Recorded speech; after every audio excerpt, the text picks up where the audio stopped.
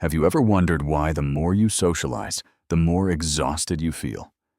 Why, after crowded parties and conversations that seem like connection, you return home feeling emptier than when you left? This video is not for the masses. It is for those who have begun to suspect that something is wrong with the way we are living. Arthur Schopenhauer, one of the sharpest and most unsparing philosophers in history, put forward an uncomfortable truth. Socialization does not make you stronger. It quietly makes you weaker. It drains your focus, distorts your identity, and forces you to trade inner freedom for temporary acceptance. If you have ever felt that you are living for the gaze of others, if you long for clarity, mental strength, and a life of depth, stay. What you are about to hear may change the way you see people and yourself. In the modern world, socialization is celebrated as a symbol of success and happiness. People rush to fill their schedules with parties, meetings, and relationships labeled with flattering terms such as connection, networking, and community. The more visible someone is, the more widely known they become, the more they are seen as living correctly. Yet it is precisely at this seemingly obvious point that Schopenhauer detected a dangerous collective illusion, a profound confusion between outward form and inner value. According to him, most people do not seek society for genuine joy, but out of fear of being alone. They fear silence, fear confronting their own thoughts, fear the inner void that no other person's voice can permanently conceal. And so they plunge into relationships not to connect, but to escape.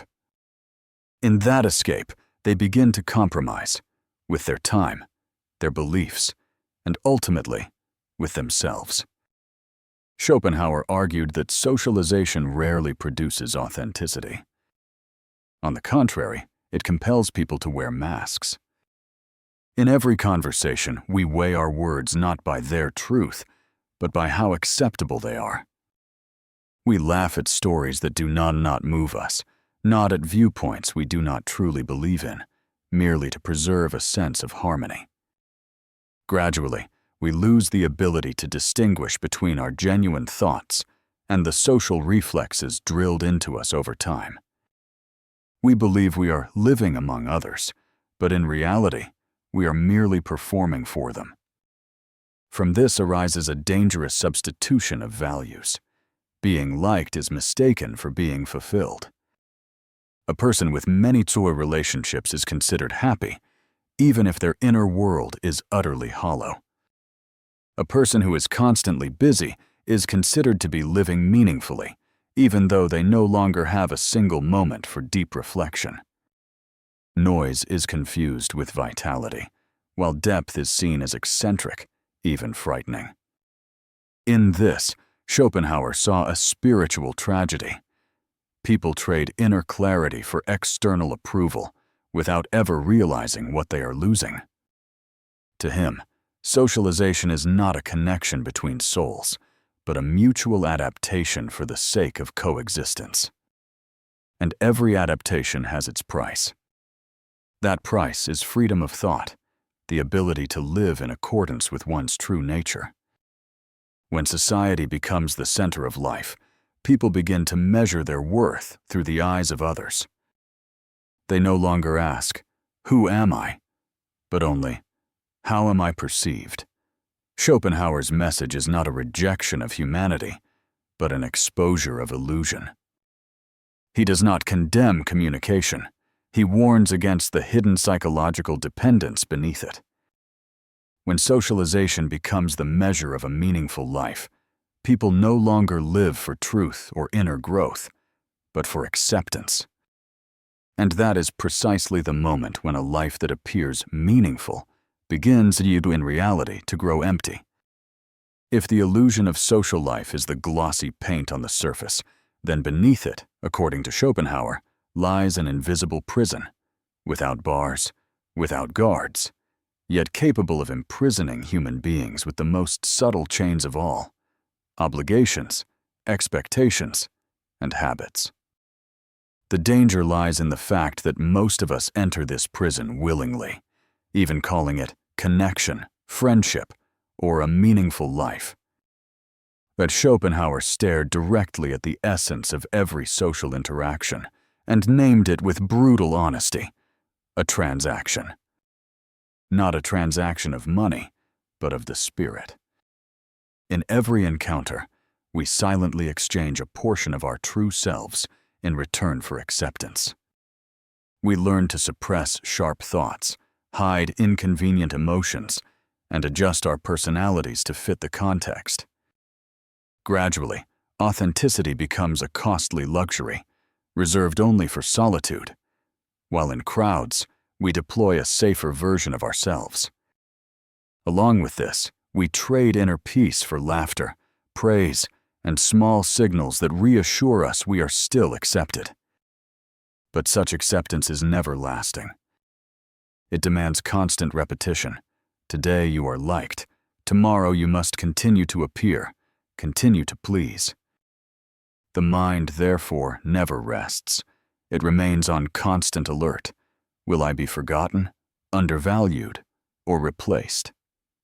The prison needs no locked doors, because the fear of losing acceptance is enough to keep us inside. The greatest cost of social transactions, according to Schopenhauer, is freedom. Human beings trade freedom of thought and action for a sense of belonging. And once we bind ourselves to relationships, we begin to be constrained by the expectations of others. We are no longer free to change our views, alter our way of life, or take a different path without having to explain ourselves, apologize, or feel guilty. Every additional relationship becomes another invisible thread tightening around our personal lives. Friendship, in society's romanticized view, is seen as a source of comfort and support. But Schopenhauer perceived another side that few are willing to acknowledge. Friendship often creates dependence rather than liberation. Promises, habitual meetings, and mutual expectations transform relationships from voluntary connections into obligations. We continue to maintain them not because they nourish the soul, but because we fear disrupting the balance, fear being seen as selfish, fear loneliness. Over time, people grow so accustomed to this cage that they no longer recognize they are imprisoned. They call busyness life, call constraint affection, and call mental exhaustion a normal price to pay for being among others. Schopenhauer did not deny that society offers convenience and temporary relief from loneliness. But he warned that without vigilance, people will lose what is most precious: the ability to live according to their own rhythm. The most dangerous prison is not the one that forces us to stay, but the one we no longer wish to leave, even when the price is inner freedom. And this, precisely, is the silent tragedy of social life that Schopenhauer wanted us to confront directly. Throughout Schopenhauer's thought, perhaps no claim is more unsettling, yet more truthful, than this one. Stupidity does not exist merely as an individual flaw. It spreads as a collective phenomenon. People do not become shallow because they lack intelligence, but because they place their intelligence in the hands of the crowd. From that moment on, independent thinking begins to decay. Schopenhauer viewed the crowd not as a collection of thinking selves, but as a mechanism of imitation. Crowds do not think, they mimic. An opinion repeated often enough is considered true. A viewpoint supported by many becomes safe. In such a space, truth is no longer measured by depth or coherence, but by popularity. People no longer ask whether something is true. They ask how many believe in it. And thus, thinking is replaced by consensus. The public, according to Schopenhauer, does not seek truth because truth demands effort, solitude, and courage.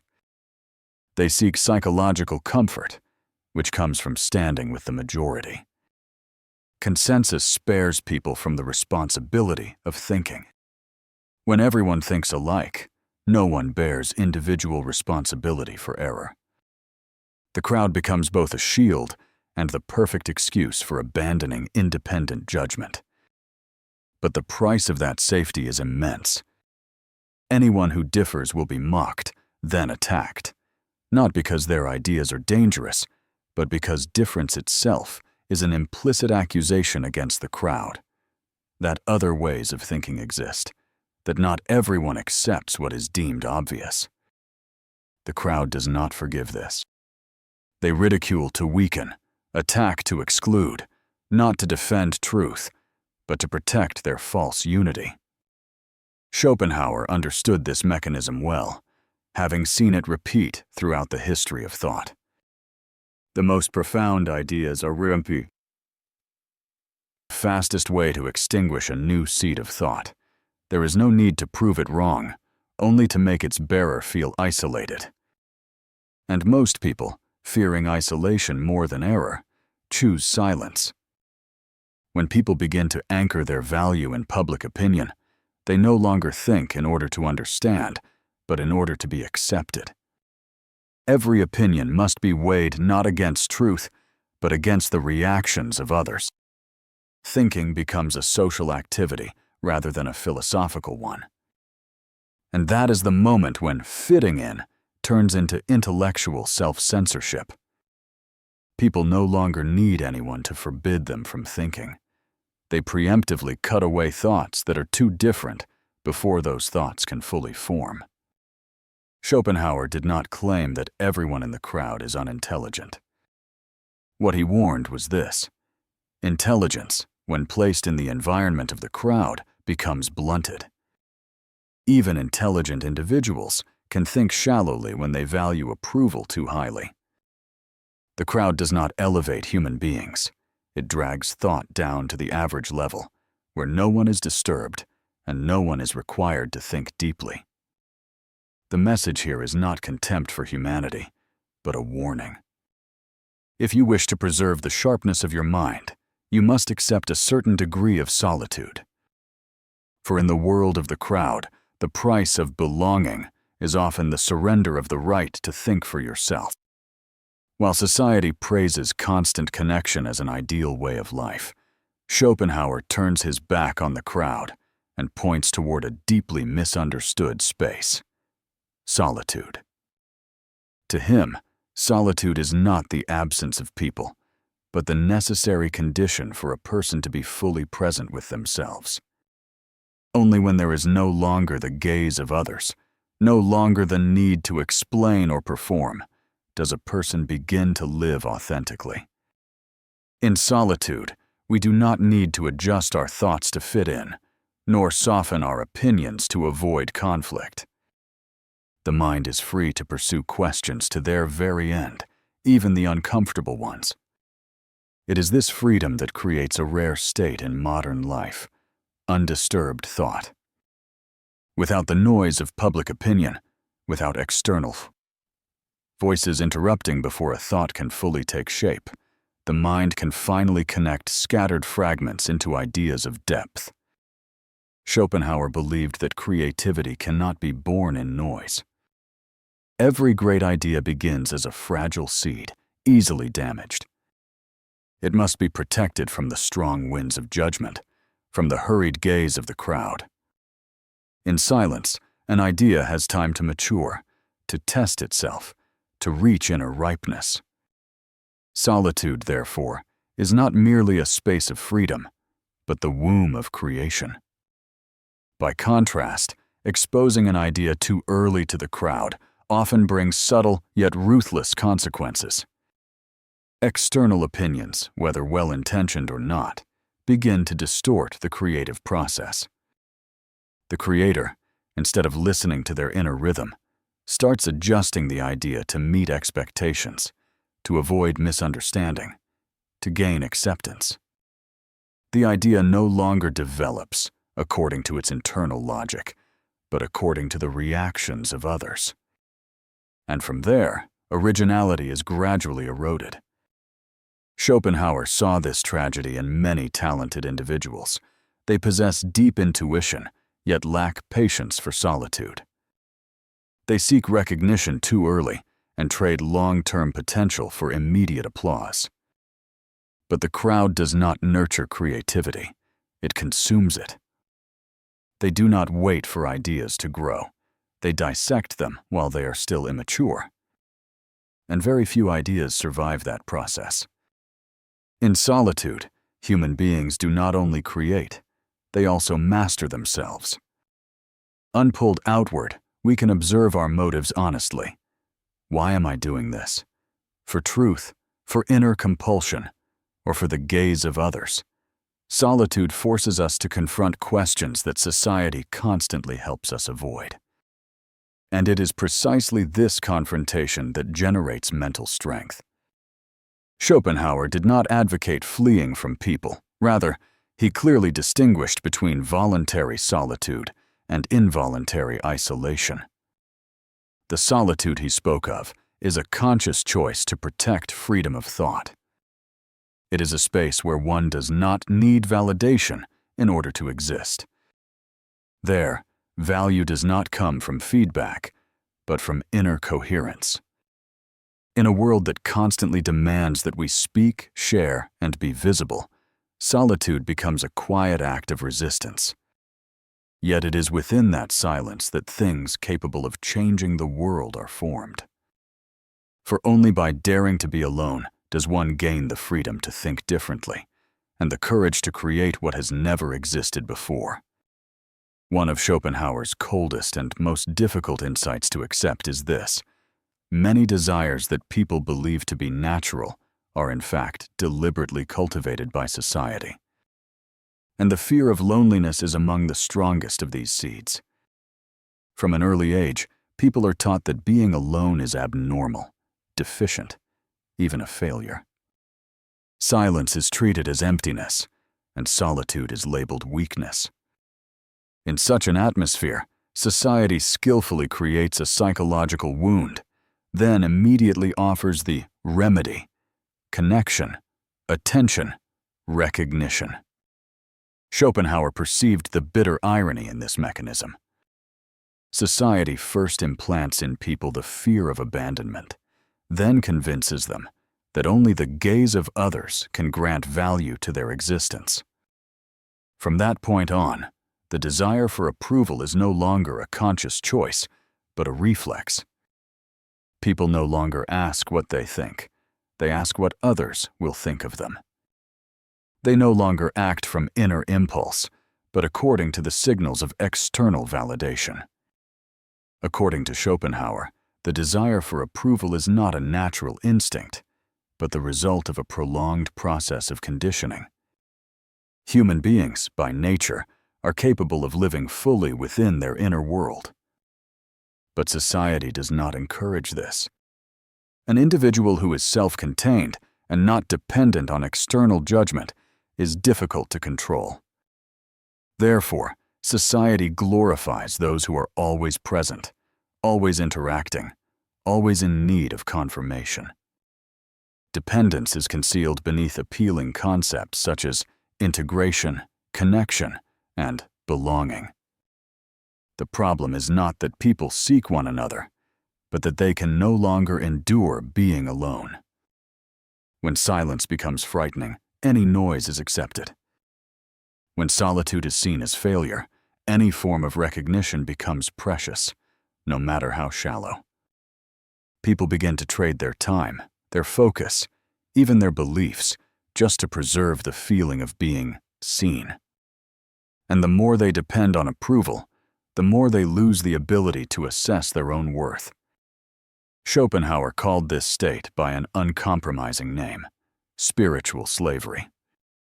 Not slavery by coercion, but by consent. Those who depend on approval live in a constant state of performance. Every action requires an audience. Every thought requires validation. Their minds are never truly quiet, because they are always turned outward, scanning for signals of acceptance. They don't live, they react. The greatest tragedy is this: society never gives enough. Recognition, like thirst, is only briefly quenched before returning with greater force. Today you are praised. Tomorrow you must repeat it. Do even more to keep your place. Life thus becomes a continuous effort not to be forgotten. And in that process, human beings lose the ability to enjoy the quiet presence of themselves. Schopenhauer's message is not a rejection of the world, but a reclaiming of inner freedom. When you realize that the need for approval is not destiny, you begin to have a choice. You can choose to live without being seen at all times. You can choose silence without feeling deprived. And in that moment, you are no longer an object of social programming, but the subject of your own inner life. At this concluding point, Schopenhauer no longer argues, no longer persuades with evidence, but delivers a philosophical declaration, concise, sharp, and uncompromising.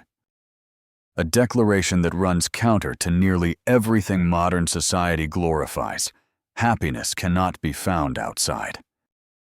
Not in praise, not in recognition, not in crowded relationships or admiring gazes. Every attempt to seek happiness in the external world, according to Schopenhauer, is merely a cycle of disappointment, because what lies outside is always changing, unstable, and never under our control. From this insight, he arrives at a second conclusion, uncomfortable yet liberating. Freedom exists only in solitude. Not the solitude of abandonment, but the solitude of one who no longer depends. Only when we no longer need validation do we become truly free in thought and action. Every social bond carries unspoken expectations, and each expectation is a thread pulling the mind away from itself. Only in solitude does one no longer need to perform, no longer need to adjust oneself to fit any mold. Schopenhauer understood that intelligence is not born from repetition, but from difference. And difference can arise only when one dares to stand alone. Intelligence emerges when a person accepts the loneliness of thinking, when they are willing to go against public opinion, endure being misunderstood, even mocked. The crowd does not create intelligence because the crowd requires consensus. Intelligence requires distance, silence, and patience. The patience to pursue a thought to its very end without being diverted by external opinions. From this, Schopenhauer proposed an entirely different measure of human value: inner richness. The richer a person is within, the less they need the outside world to fill them. They do not seek entertainment to escape themselves, nor approval to feel worthy. The external world is not their source of life, but merely a setting. They can enter it when needed and withdraw when they choose, without losing inner integrity. True strength, according to Schopenhauer, does not lie in the ability to please others, but in the ability to master oneself, to master one's time, one's attention, one's thoughts and reactions. Those who do not master themselves are led by public opinion, swept along by desires that are not their own, and live a life shaped by the expectations of others. By contrast, those who master themselves can stand firm even without support, because their foundation lies within. This final message is not comforting. It demands renunciation, renouncing the illusion that being liked equals happiness, renouncing the need to always be seen, renouncing the safety of the crowd. But in return, it opens a rare path, the path of inner freedom and genuine intelligence. Schopenhauer does not promise easy joy. He points to a more enduring truth. When human beings learn to be alone without feeling lacking, they are no longer governed by the external world. And in that state, they not only live more powerfully, but more faithfully to their true nature. Perhaps after everything you have just heard, a question echoes in your mind. If I do not follow the crowd, how will I live?